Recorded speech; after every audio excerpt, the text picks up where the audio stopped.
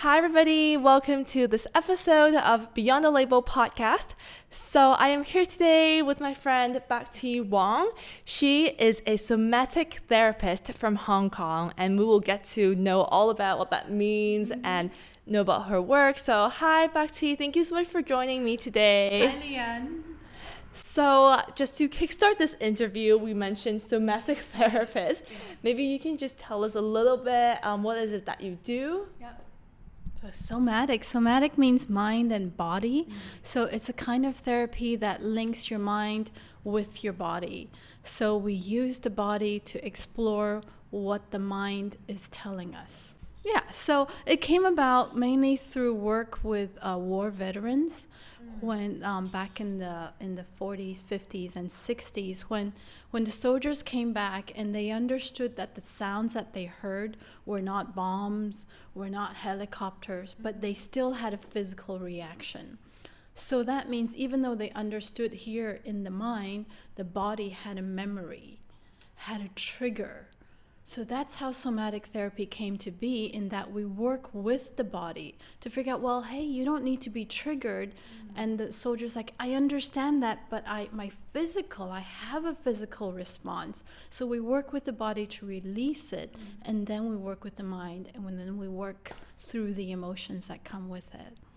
So it's kind of like, it's kind of like seeing a physio with a psychologist at the same time. Okay. What are the types of treatments that you do? Like do you do actual physio type of work, or is it like psychological therapy? Excellent question, Leanne. It's really both. It really is. So I do hands-on work. It's not as technical, I suppose, in terms of like a physio, but there's definitely, I'm working with the central nervous system to release the triggers, which is your brain, your spine, all your nerves, and how your body gets information, And then I also work through talk and through mindfulness, and that's the psychotherapy part that comes in. Because I took like a semester of psychology in high school. It sounds a little bit like is it conditioning that when people hear or see something and they're so used to like responding a certain way and they have to like change their response? I don't know if it's relevant. Yes. It's a bit like that. For example, I had a client who came in and she had a very minor car accident. So she was driving and she could see that the car was coming and it was going to hit her. Let's see, she drove on this side, so it was going to hit her on that side, and her son was here. And so without thinking, right, these are automatic, she braced herself, brought her hand here, pressed on the brake, and locked herself. Right, okay. Even though there's a seatbelt and all that. So there's no airbag. It's a very minor thing, yes. But all of that triggered. And then afterwards, when she came to see me, we had to release all that locked tension because she knew, right? So exactly what you said about like conditioning, but in a sense, in this case, it was automatic. And how can I release that? And we slow down that experience, that whole thing, and we released it layer by layer by telling the body it's okay. Can I go now? Yeah, it's really cool stuff. Oh wow! So how long have you been doing this? And honestly, this is the first time I know someone who do this. And like before the interview, I was asking Bhakti, I've never really heard of this before. So yeah, can you tell us a little bit how you get started and why you came to this industry? Because when we first met, you told me that you worked in an education environment. Yeah. Yes. So obviously, I think you yourself have gone through like a lot of different experiences to come to this line of work. So can you tell us more about that? Yeah. So we met at a school, and that was really great because while we were working and mentoring and like inspiring young girls at this primary school. And how I got into this work is because I started off, I was in the corporate world for about 10 years, and then I started practicing yoga and teaching yoga as part of that. And I noticed in my students, I was doing corporate and yoga at the same time, And I was noticing that some of my students, the mother and daughter would come in and they would have the same body patterns, like unable to balance or something like that. So then from there I got understood a little bit more about how the body holds memory. How, I'm sure you've seen this, like a father and son, they have the exact same gait. They walk the same way, right? It's something. So the body has this memory and has this whole thing. So I started exploring that. And then because I have kids, so then I started exploring how mindfulness works with kids, and I started teaching at my kids' school, working on teaching mindfulness and yoga there. And then from there I got into therapy and all of that. It just made sense to me, step by step, releasing the body and then clearing the mind. First, it's really not a common thing to teach kids like yoga, meditation, and in a school setting as well, because my personal experience with school is that a lot of them are not that open to these ideas. So how did that work? Like how do you go into a school and tell them that the kids need to learn these things, and how do you teach them, really? Oh, great. Yes, this is so important. This is part of the reason why we're doing this, is because it came about because the principal, we had a new principal at the school and he was open to it. He introduced a mindfulness program for every grade level, and this was at primary school. Okay. So from grade 1 to grade 6, they all had a mindfulness program. And I came in under, this was the unique part, I came in officially under the school curriculum, under physical education. And using physical education, body movements and balance and well-being, because they were introducing well-being through the body. That was how I came in. And we created this whole 6-week program. All the students came in regularly for 6 weeks in a row, where they learned about themselves, about how I feel, how am I moving. And we saw such great progress because we've done it 6 years now. And in that progress, this is an integrated school, so we had children with individual needs, sometimes with shadow teachers, and we saw the success of it. The active children finding something that they can do, that they can challenge themselves, and they can learn about themselves. It's a different way of learning. So I must say the success came both from that the management embraced the idea of mindfulness, which, maybe when we were at school they didn't as much, but we are seeing that change now. Well, first of all, that's amazing what you did with the school, and I really think these are the type of things that people should teach to kids instead of I would say some of the things that we learned from textbooks. I think these are things that we might need to prioritize a little bit more. And I also know that you work a lot with women, other than children. So can you tell us a little bit more about what kind of work you do with them, and what's the difference between what you would tell to a kid than to a woman? Yes. So I work with women mainly prenatal and also postpartum, and it's also been about 20 years. It started with my own journey. I became a mom. I was working full time and traveling a lot, and I was like, I wanted to find a way to be a better mom, because I didn't have good relationship with my mom, and now that I'm a mom, I need to do better. I'm not going to scream and yell at my kids like my mom did, that ngum-chum stuff, the nagging and all that. So I actually studied it, and it started from how do I give birth?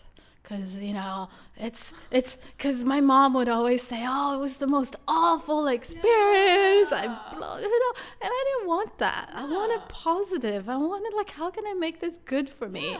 And I really actually studied how do you give birth naturally. I really looked it up and all of that. And then from there, I went on to understanding postpartum depression. It was so difficult after having the first kid, and just working with women in that way, from prenatal wellness to postpartum wellness, from nutrition to holistic emotional well-being. It is very much a large part of my personal journey, and I share that with the women here. Yeah, that's how. So how do you go from, researching for yourself to knowing that this is something that you need to share with others? I think the researching and sharing came about organically. It came at a time where it wasn't as popular, like prenatal yoga wasn't as big here, or prenatal awareness. It's only in the past 15 years that there's more talk about postpartum wellness or natural birth. And modern women today are like, okay, I'm not going to subscribe to all the postpartum myths. Here in Asia, we have like, don't shower after birth, or when you're pregnant, don't get on your tiptoes, don't reach up, and all that. So it was breaking that. And in the process, because I was working with pregnant women, I got to share those stories, and it just kind of organically spread and became a community. And it's important that we talk about these things. Yeah. That is amazing, because I grew up listening to those horrifying stories of pregnancy, and even to this day, like when my friends get pregnant, they're just so scared all the time that they're gonna do one wrong thing and it's gonna like ruin their lives. Because in Chinese culture, we have this concept that after you give birth, your whole body like rejuvenates, and like cannot wash your hair. Like I don't know if that's true or not, but I think it just scares people a lot, and make women don't really want to give birth. It's scary. Yes, it's breaking all of that and understanding what science and where these beliefs came from. Maybe 200 years ago, hot water was much harder to come by, especially if you were living in a village and a rural farmer. So it makes sense, that you don't want to shower, because if it's cold, then you do get the chills coming in from a TCM, traditional Chinese medicine perspective. However, in today's world, in Hong Kong, we're very fortunate. We do have hot water. So I do believe, this is my thing, is that yes, you can wash your hair with hot water. And the nice thing is, if you finish off with a ginger water rinse, then it really brings the warmth back into the system, so that it's good for you. Oh, that's good. Yeah. So I really learned a lot, and I believe in sharing these postpartum practices and breaking these, I guess I wouldn't call it taboos, or breaking these myths about what is quality care. And I think one of the key messages I want people to know is that when we take care of the mother after birth, the baby will be taken care of as well. And there's so much that we could do for the new mother. I love that, because we really don't hear enough of these kind of messages. Like taking care of the mom, and even like postpartum depression is rather new idea for people. My parents are a type of traditional conservative type that they don't really believe in mental illnesses. It's so taboo. So when you feel sad, or when you feel like a certain way, they really just tell you to like, oh, like it'll be gone like in a jiffy, like things like that. So I think it's really good that you're starting these kind of conversations. More in your own personal experience, like how do you feel in that process? Because I don't really know about your family or background, but you obviously you're from Hong Kong. So are there any like opposing voices when you were like researching about like the contrasting ideas of our traditional beliefs? I felt the contrast was more within. Just like being a mom, there's a lot of subconscious conditioning that I didn't realize had taken place. For example, You know how I was saying earlier, I didn't want to scream or shout, and then I heard myself sounding just like my mom. It's like, that's the worst thing, you know. And I feel going back to personal journey about postpartum depression, I felt very much there's a whole taboo about how sex works, how intimacy works between partners, and how relationships differ, and also the traditional roles of a mother and of a father, and very much the amount of resources that you get postpartum. I feel all of that leads into the wellness, and not just, we're talking about the wellness of the mother, which will then take care of the wellness of the baby, but also the wellness of the father and the whole unit as a family. You know, and there's more and more fathers who are modern as well and want to get hands-on, and want, you know, that's a really nice change too. So we've really seen this evolution towards overall holistic well-being for everybody. Yeah. Absolutely. I definitely think people now are getting used to the idea of, you know, really providing a holistic environment for a kid.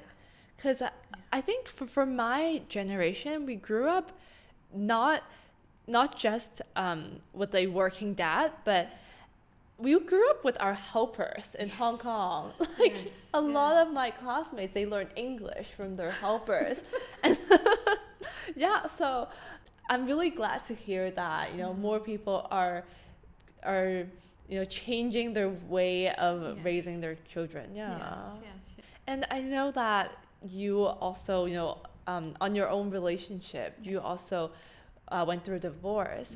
And honestly, in Hong Kong, in Chinese culture, that really is not a common thing, or people try to hide it. Or I've even heard people that I know that they will deal with like an abusive husband or like a cheating husband just not to be gossiped around. So can you share a little bit about your experiences and your thoughts on that? Oh yeah, that's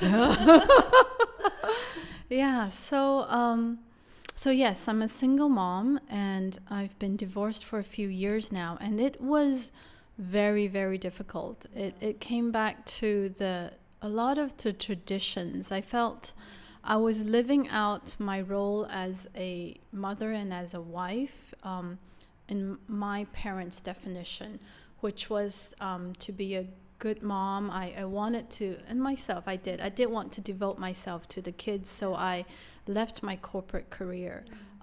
But it caused a kind of like it then went into, I'm not making money as much, and my husband is the main primary breadwinner. So it came into this the first tradition of he who makes the money has the power.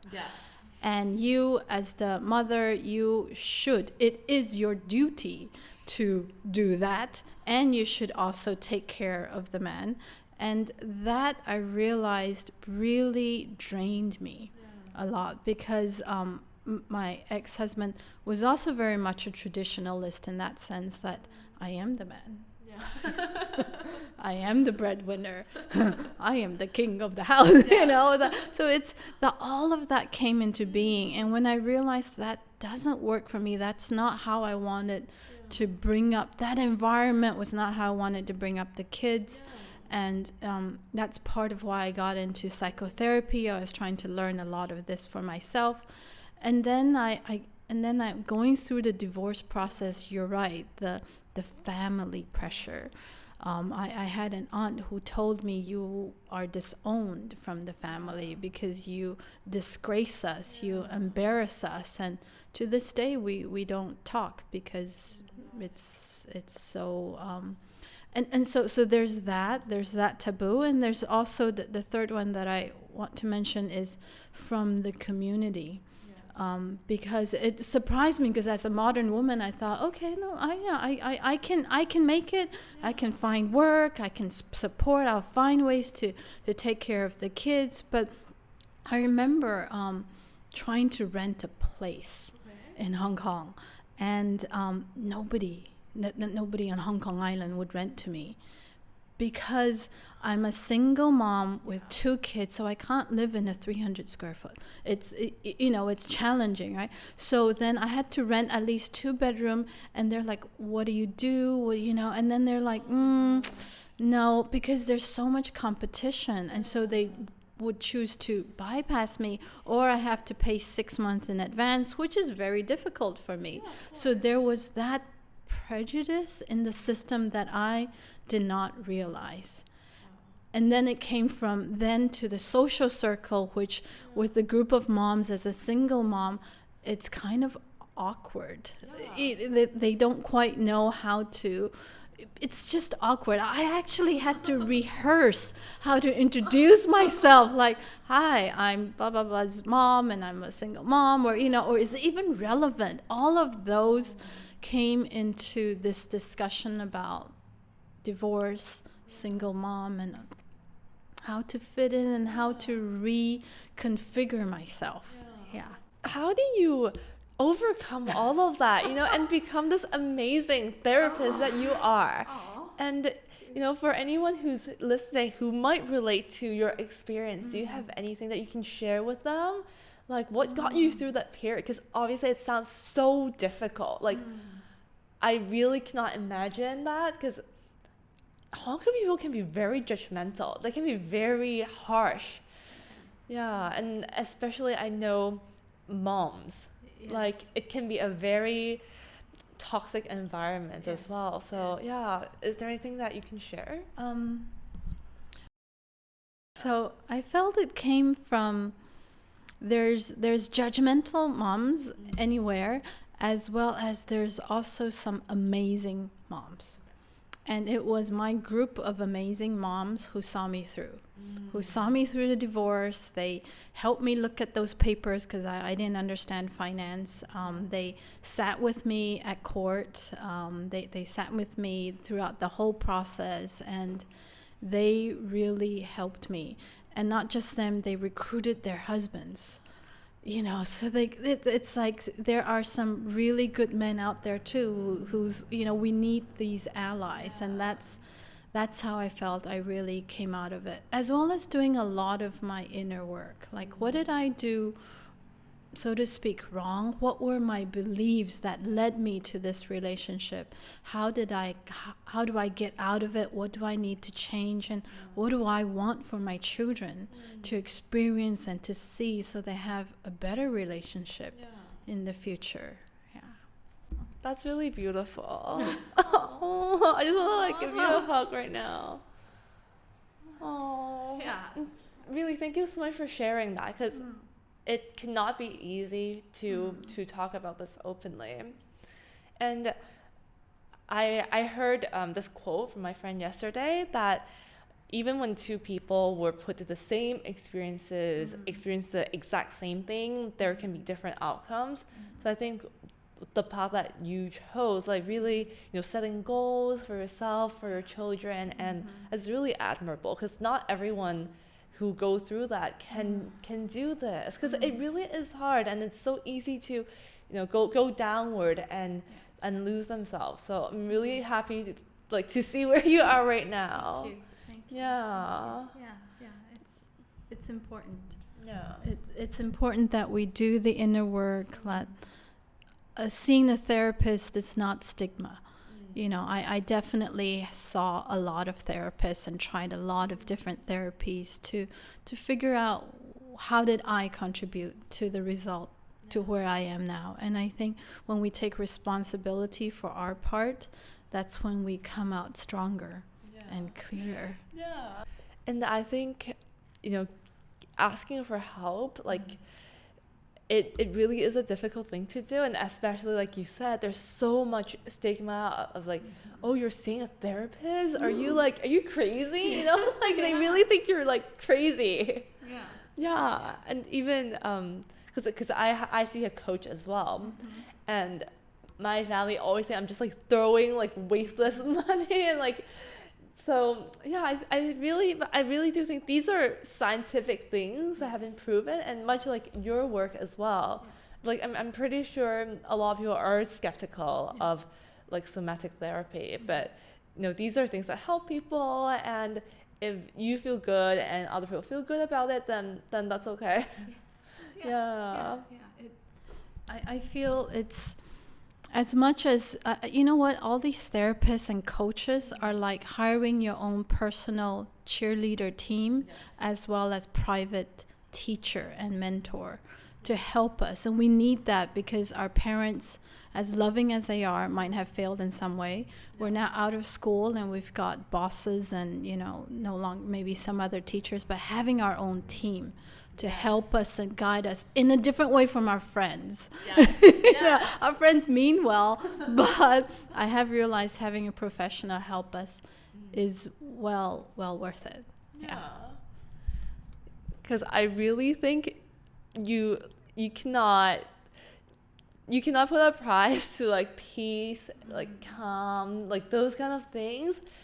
Even though you have so many expensive meals or you buy like expensive clothes, you cannot get it the same way like when you talk with a therapist or a coach and they help you like in a completely different way to feel good about yourself and in a long-term method. So thank you so much for sharing everything with us today. For a final question, I always ask my guests, can you tell us one thing that you love about yourself? About myself? Yes. Oh, that's a tough question because that was my whole journey, that how to value myself. What do I love about myself? I think I really love being alone and being comfortable with being alone and by myself. So it's taking that inward journey is something I relish and I've always pursued. So I wish that for everyone, that the journey within is actually the greatest adventure of all. Oh my gosh, I love that. Wow. Just curious, because it's so hard to be alone with your thoughts. Because me personally, when I go through something, I sometimes get into this habit of really overwhelming myself with information, like on social media, on like Netflix. Like I cannot be alone with my thoughts. Like, do you have any tips on that? Like, I'm still learning. Like, I really want to, because my eyes get so tired, but I'm just like, oh, I don't want to like deal with my own mind. So I just like play Netflix like for the whole day. Yes. I would, for baby steps, just taking a little bit, noticing that that's what you do, and then just sitting with it and practicing.